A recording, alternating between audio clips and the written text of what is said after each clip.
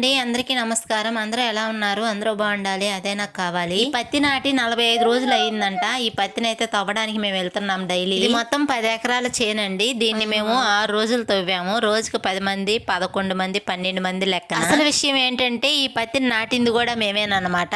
ఇది 10 ఎకరాలు అయితే 30 మంది మాత్రమే నాటాము. ఎకరానికి 3 కూలీలు మాత్రమే పడ్డాయి. ఇంకరితో నీళ్లు తెచ్చి నీళ్లు గుంటల్లో పోసుకొని పత్తి గింజలు అయితే నాటుతామన్నమాట. ఇవి నాటిన 3వ రోజుకైనా 5వ రోజుకైనా మొలకెత్తుతాయి. మొలిచిన 20 రోజులకు ఈరియాను నీళ్లలో కలిపి ఆ నీళ్లను చెట్ల మొదట పోస్తారు. ఈ ఈరియాను ఎక్కువ కలుపుకోకూడదు. ట్యాంకీకి ఇంతని లెక్క ప్రకారం కలుపుకొని చెట్ల మొదట పోసుకోవాలి. ఇక్కడ ఈ చేను గల వాళ్ళు కూడా ఎక్కువ ఈరియాను కలిపి మొదట్లో 10 చెట్లకు పోయడం వల్ల ఆ చెట్లు అయితే చనిపోయాయి. కాబట్టి జాగ్రత్తగా తెలుసుకొని ట్యాంకీకి ఇంతని తెలుసుకొని మాత్రమే ఈరియాను కలుపుకొని పోసుకోవాలి. 33 రోజులకు 35 రోజులకు మళ్ళీ ఈరియాను చెట్ల మొదట వేసుకుని తర్వాత నీళ్లు ఒక తడి కట్టుకోవచ్చు. ఇలా కట్టిన తర్వాత చెట్లు బాగా చేపారి పెద్ద అవుతాయి అన్నమాట. ఇవి ఈ విధంగా అవుతాయి. 45 రోజులకు ఈ చెట్లు అయితే పెరిగి పెద్ద అయ్యాయి. మధ్యలో ఈ పత్తి చెట్లకు పురుగు మందును కూడా ట్యాంకీల రూపంతో చెట్టు మీద ఆడించారు. అలా మందు కొట్టుకోవడం వల్ల చెట్టు పైన పురుగు, ఆకులు, చిల్లులు పడడం అసలు అలా ఏమి లేవు. తోట అంతా కూడా చాలా క్లీన్ గా ఉంది. 10 ఎకరాల తోట అయినా సరే నీట్ గా ఉంది. నీళ్లు తడి వేసిన తర్వాత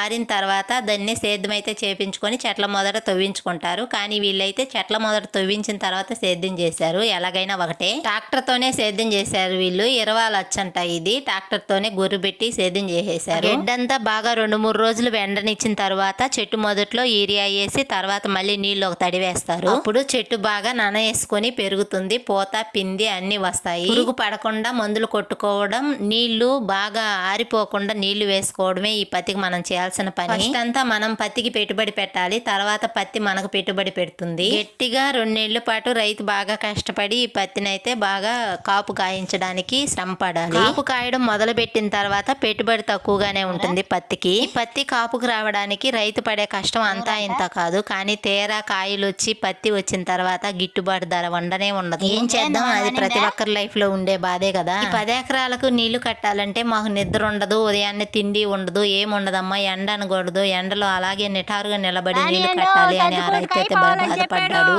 ఒక్కోసారి 10 రోజులు కూడా పడుతుందంట 10 ఎకరాలకు నీళ్లు కట్టడానికి. ఓ దగ్గర పనికి వెళ్ళినప్పుడు ఒక్కో రైతు చెప్పే బాధలు వింటుంటే అసలు కళ్ళల్లో నీళ్లు మెదులుతాయండి. సర్లబ్బా, ఈ పండించడం కంటే ఈ కూలి చేసుకోవడమే మేలేమో అనిపిస్తుంది మాకైతే.